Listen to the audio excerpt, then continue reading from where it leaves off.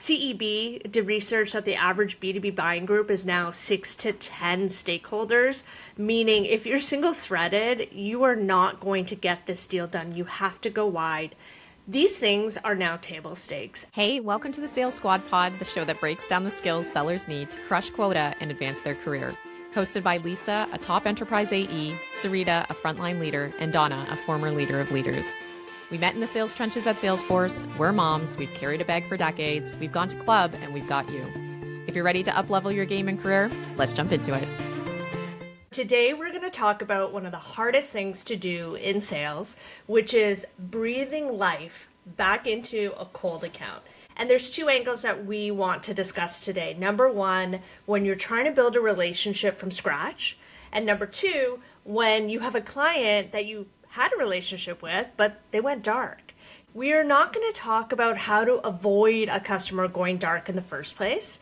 Prevention is obviously more effective. It's like eating healthy and exercising. We know it's not fun, but you know that that is what is going to keep you healthy. However, in today's episode, it's like you've already had the heart attack and now you're actually looking for the defibrillator. We're not going to hand you the Sales 101 playbook. Today, we're going to instead share some of the out-of-the-box creative ideas that we have seen work ourselves in our accounts and with our peers. I want to get started with the cold account, where you have no relationships at all. What are your guiding principles? I always think about what is timely and what is relevant. And with those two things, I would look at what insights are affecting either this organization or their industry to make it relevant. And if there's something about them that's in the news or something that I can find a tidbit on social, something, I will use those two things in my outreach just to make it, again, something that they care about and a reason for them to open that email or pick up that phone call in the first place. Lisa, I'd love to hear an example. Can you tell me about a time when you found a nugget and you were able to use that to get into an account? Yes. So I had to break into an account. This company does personalized medicine. And so as a part of Women's Month, they were talking about personalized medicine for women. I was then on Instagram and I see this big influencer. She's got 8 million followers across multiple social networks. And she's talking about wanting to look at personalized medicine for herself. And she's asking people to tell her where to go. And what I did was I put together a TikTok style outreach video where I brought in what they do, what this influencer was talking about, and what we do. And I blasted this out to every single person in that company. And 2 weeks later, they came back to me to say, we are going through an evaluation and we would like you to attend. So that is something where I created something out of nothing. It was probably one of my proudest outreach moments. I freaking love that, Lisa. In the age of AI right now, salespeople are just pumping out more content than ever. Email blast after email blast, regurgitated content. What you did was different. I do think video really allows you to set yourself apart. The reality is now with AI, you could have leveraged it to pull together a video for your prospect, but the thought process, your ingenuity of finding the right influencer at the right time with the right need, you had to find the opportunity and being able to then figure out what the medium is going to be to get the attention of your prospect.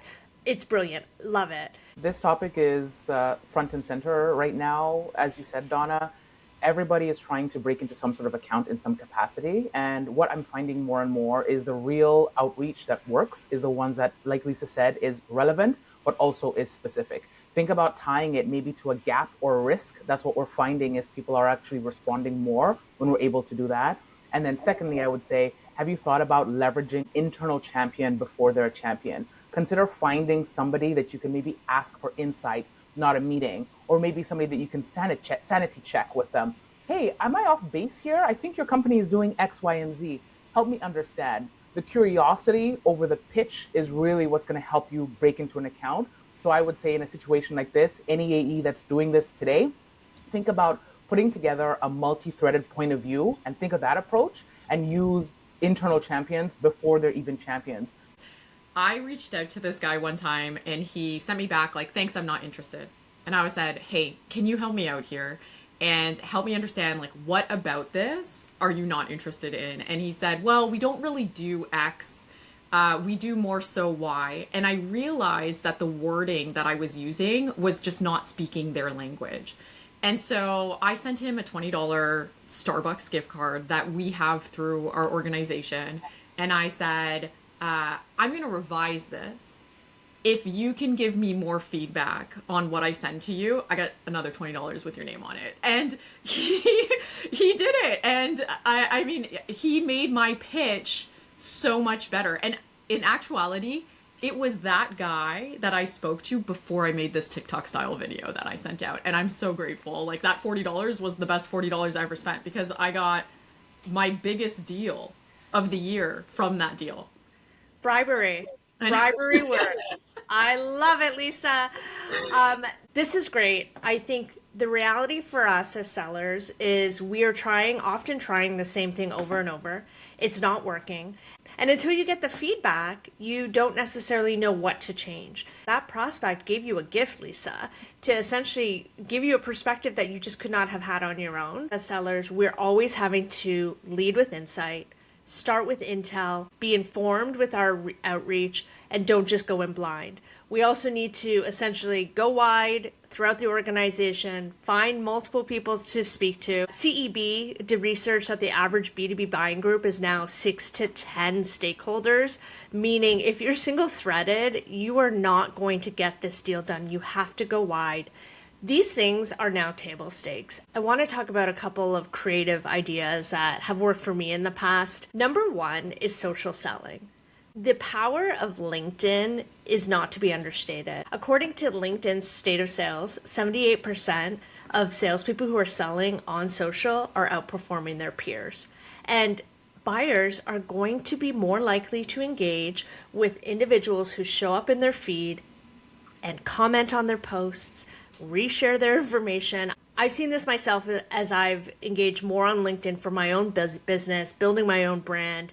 I recognize the people who continue to comment on my posts. There's a lot of people I don't know in person, but I'll tell you what, if they ask me for anything in the future, I feel connected to them. I know that sounds really weird and somewhat creepy, but I feel connected to them. I have an example of something that worked really well, but it was actually my husband who received the outreach. He leads a large software engineering team, and so he's the buyer of software. He had a seller do research based on what my husband had posted in the past on social, and he knew that my husband had a daughter who is deaf and was very interested in helping deaf charities.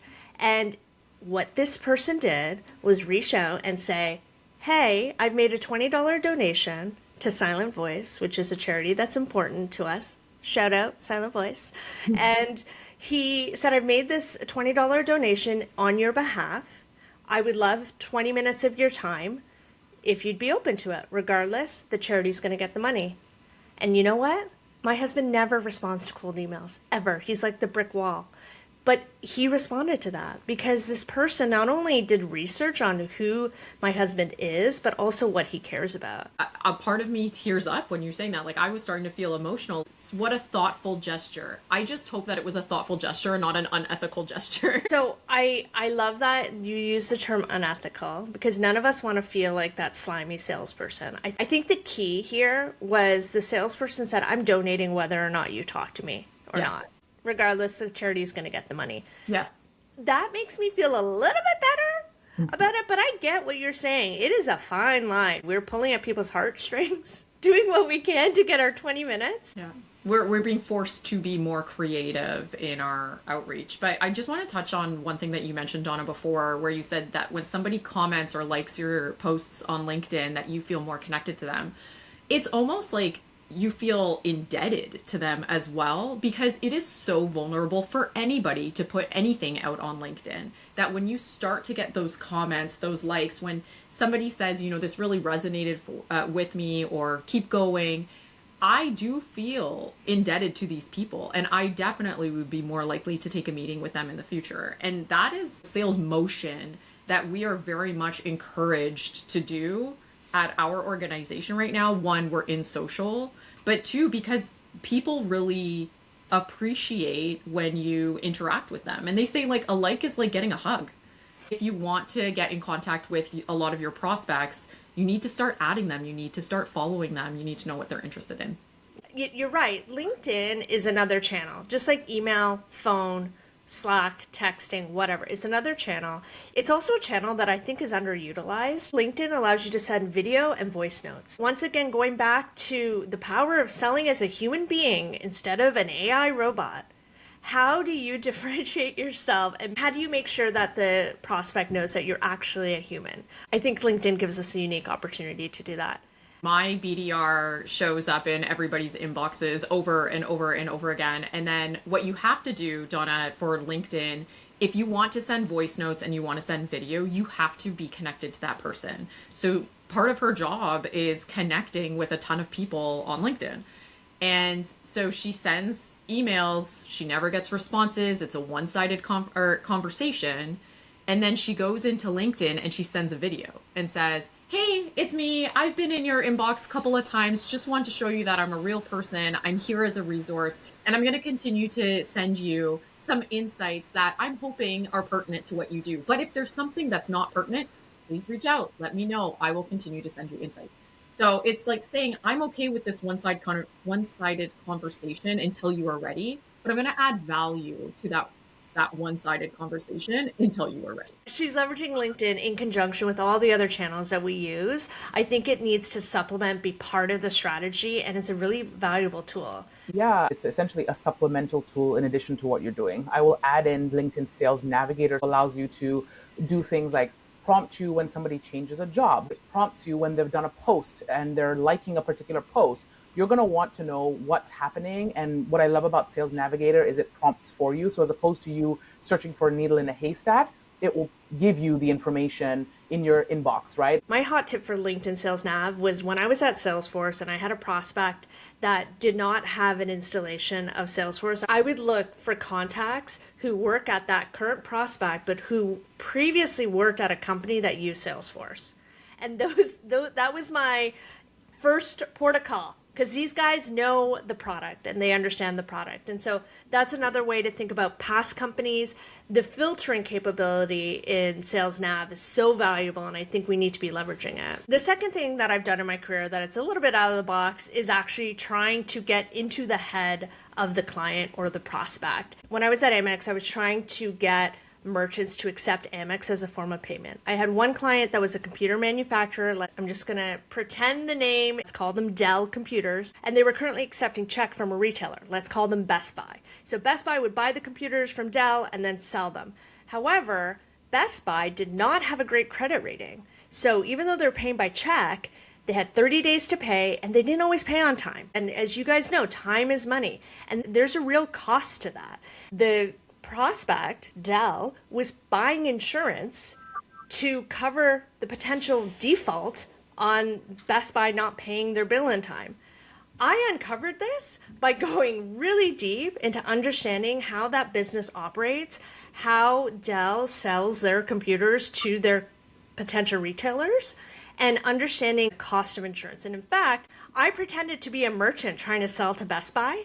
And I found out the rating that Best Buy had from the credit agencies, and I found out how much it would cost to insure against those receivables.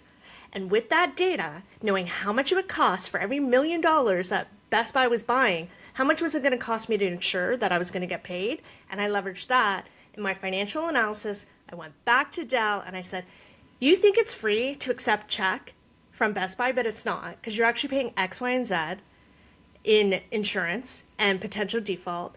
I'm going to charge you Y, which is way less and way more affordable. And I'll have you know that really got their attention because I spoke their language. I got into the head of what it was like to actually operate their business. Yes, you tied it to a risk, which again, tying something to a risk or a gap is really going to get the attention of any prospective customer. But what I love about what you said, Donna, is you put yourself in a position of becoming the customer's customer. And that mindset of going into any account or opportunity is really going to help you because now you understand the situations and the opportunities that are actually there because you're able to put yourselves in their shoes and then tie it back to potentially a gap or risk they could be facing. I love this story. I'm going to repeat it for my team later today. Perhaps you could be more succinct than I was, Sarita. Good luck with that one. Okay, I want to pivot to the second perspective, which can be harder. This is where you have a relationship with the client, but they just went dark on you. And I think it's harder because when you have a prospect, you have nothing to lose because you're not putting anything at risk if you don't have a relationship already. However, when you already have a relationship, you need to tread lightly because you don't want to burn bridges, you don't want to piss anyone off. And I think the key here is you need to maintain what you have and build upon it, but just reset the conversation.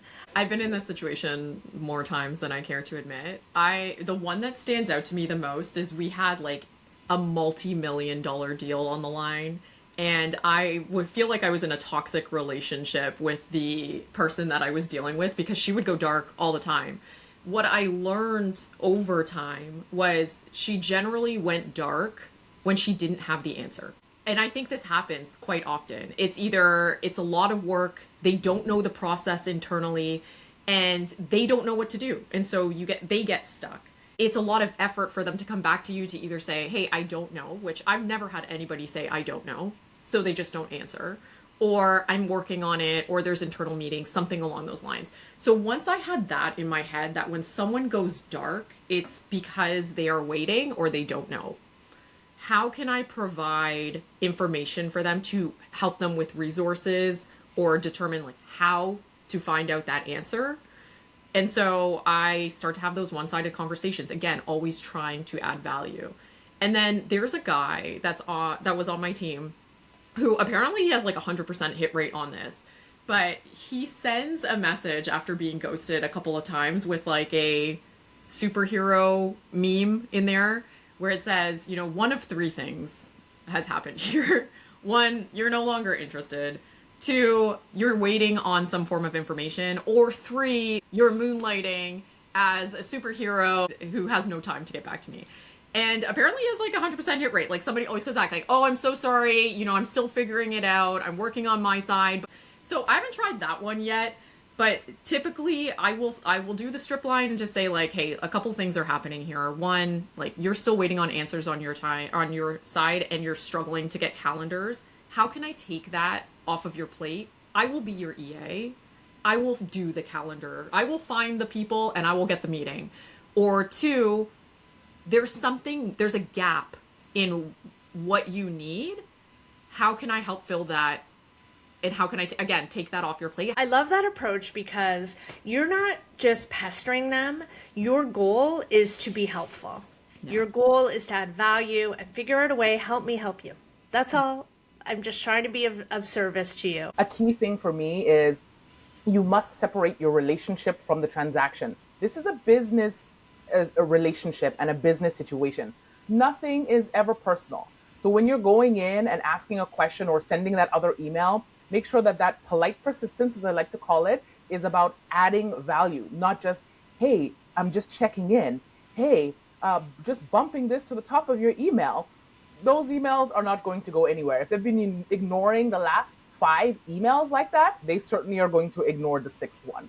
So make sure that you're not being annoying by repeating yourself and asking the same question over and over again, and make sure that you are, like Lisa said, adding value. You want to get into that position where you can actually talk to multiple people and make sure that you have others that you can go to. We can bring this back to one of our previous conversations where we talked about wanting to have the executives wanting to have a relationship prior to a contractual one.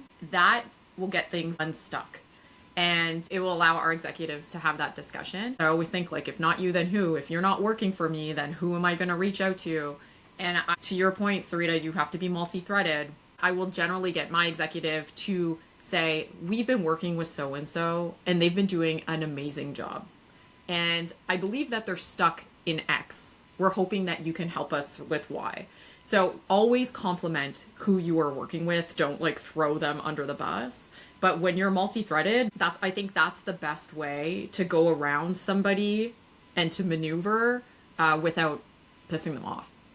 There was actually one time that I went to great lengths to re-engage a prospect that just went dark on us. She was a female founder. She did a lot of work in the San Francisco Bay Area for female entrepreneurs. And so I actually hosted a female event, a roundtable followed by yoga, and I had her as the keynote speaker. And what that did was not only it got her attention because it was something she cared about, but it allowed me to have many hours of prep time with her in advance of that event. And so I actually developed a very strong relationship with her in preparation that I was then able to leverage in the future when we were trying to get that deal done. But once again, perhaps this is like on the fine line of ethical or unethical. It was still a great event. It brought together a lot of different women, but the impetus for me to start that event was I really need to talk to this female executive, and this is how I'm going to do it. For me, anything in person is the differentiating factor, whether that's pre-COVID or post-COVID. It's something that people are not doing enough of. And it can be as simple as if you're in a select region or select area, can you simply walk by this office? Can you do a drop-off? As simple as whether that's, let's call it donuts and cookies with a little note and say, hey, I was actually in your area meeting with similar customers to you, and I thought I would drop by. Your business card and a little treat.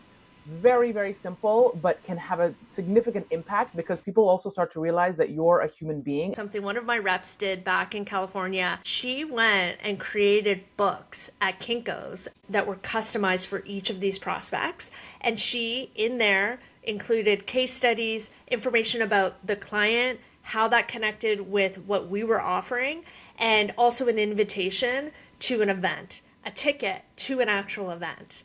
And so that was the impetus for those people to then call us in order to come to that event. And I just thought it was such a unique way to just think differently and get their attention. So I love that, Sarita. Going back to like the panels, at Salesforce, I was the president of the women's network, and we used to do panels. The amount of people who approach me to say, I need to get my prospect on a panel. And that's at an emotional level, right? People care about those things. It's the best way to get someone that is hard to reach because you're saying, hey, what you have to say has value. We see that value and we want you to be a part of this. And I just feel like it's such a good way to get people involved. And as we're talking about this, I'm like, I don't do enough panels. Like, I need to do more of these things because everybody wants to be in person more. We've been doing dinners, and we invite both prospects and current customers to these dinners. And we have had so much success because people want to come and they want to network because they don't get the opportunity to do that. The amount of pipe that comes out of those, like, $6,000 dinners is crazy. So like they're definitely worth it. And then you get your current customers who are selling on your behalf. It's unreal. I was going to say the connection between bringing together your prospective customers and your customers is just heaven, let's call it, because they are selling now on your behalf. There's nothing more relevant than a customer story. And if you can get a customer to tell their story without being prompted, it's just over dinner, and this prospect is now asking questions around their experiences. Great way to do this. It's a reminder that you as the AE, your role is not to be liked. Your role is to be relevant.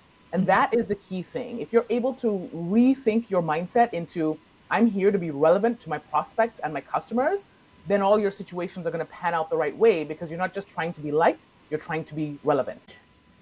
I love that, Sarita. The last thing I just want to say before we close out this conversation is mindset is everything when it comes to trying to break into an account.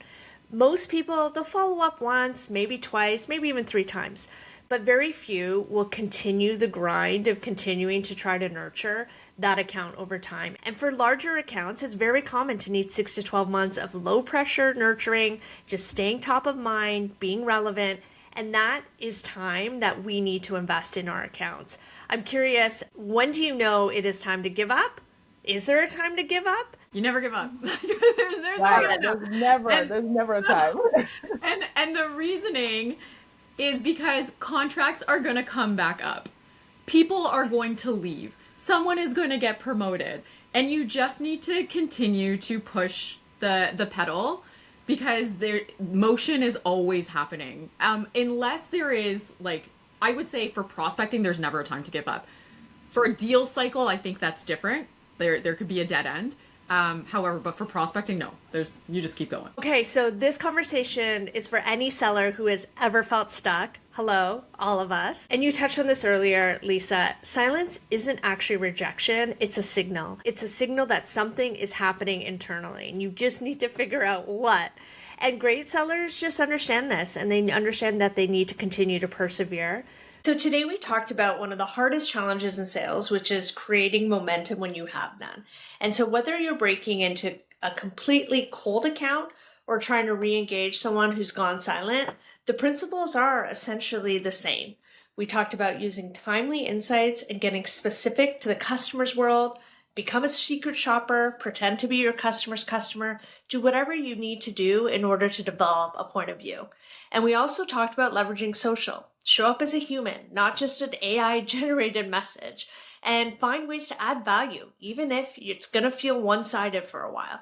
And most importantly, we talked about not taking silence as personal, because let's face it, we know that 40 to 60% of our deals we are losing due to no decision.